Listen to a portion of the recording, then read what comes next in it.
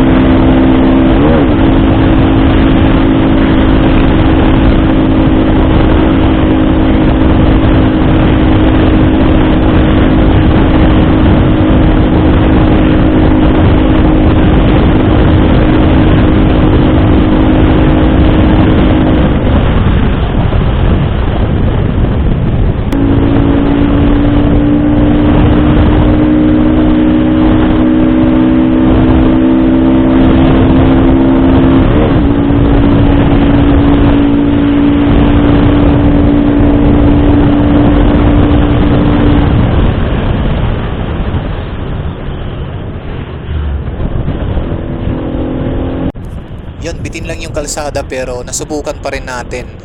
Yung arangkada niya medyo mahina talaga siya. Pagdating naman sa kwarta, aggressive pa yung RPM niya tapos nadadagdagan pa yung speed natin. Pero pag magkinta na tayo, wala. Parang bumabagsak yung RPM at hirap na hirap nang umangat. Parang nalulunod na yung makina. Kagandahan lang nito, halos di mo na talaga mararamdaman yung vibration niya. Yung para sa akin, mas pipiliin ko pa rin talaga yung stock na sprocket dahil andun yung arangkada niya, napakalakas. Kahit sa dulo malakas pa rin siya. Lalong lalo na dito sa probinsya, yung mga kalsada puro paahon, kaya mas kailangan ko yung malakas na hatak na motor. So yun, para sa akin stock pa rin yung mas gusto ko kahit mabibrate siya pero malakas naman.